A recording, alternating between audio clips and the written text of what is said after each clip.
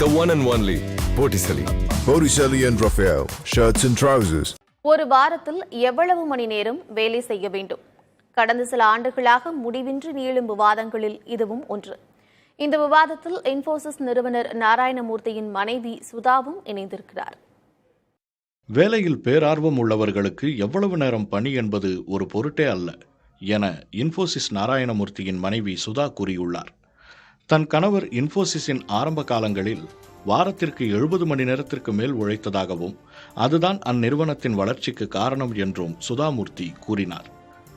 ஒரு வாரத்தில் இவ்வளவு மணி நேர பணி என்ற விவாதத்திற்கு 2 ஆண்டுகளுக்கு முன் வித்திட்டவர் நாராயணமூர்த்தி தான். சீனா, ஜப்பான், ஜெர்மனியுடன் வளர்ச்சியில் இந்தியா போட்டி போட இளைஞர்கள் வாரத்திற்கு 70 மணி நேரம் பணியாற்ற வேண்டும் என நாராயணமூர்த்தி கூறியிருந்தார். இதற்கு JSWவின் சஜன் ஜிண்டால் ஆதரவு தெரிவித்திருந்தார். வாரத்திற்கு 90 மணி நேரம் வேலை செய்ய வேண்டும் என கூறி அதிர வைத்தார் L&Tயின் தலைவர் சுப்பிரமணியன். இதுபோன்ற கருத்துக்கள் அதிர்ச்சி தருவதாக கருத்து தெரிவித்தார் பிரபல பாலிவுட் நடிகை தீபிகா படுகோன். எவ்வளவு மணி நேரம்தான் வீட்டில் மனைவியின் முகத்தையே பார்த்து கொண்டிருப்பது என்ற வெறுப்பில் அவர் இவ்வாறு கூறியிருக்கலாம் என நகைச்சுவையாகவும் அதே நேரம் காட்டமாகவும் பதிலளித்திருந்தார் பேட்மிண்டன் வீராங்கனை ஜுவாலா கட்டா.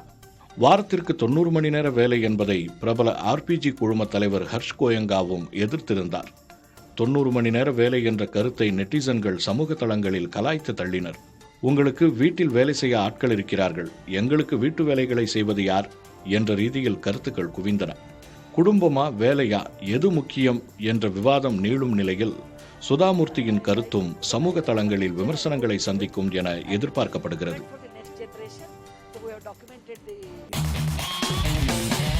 பார்ட்டி வேர்னாலும் I prefer Botticelli.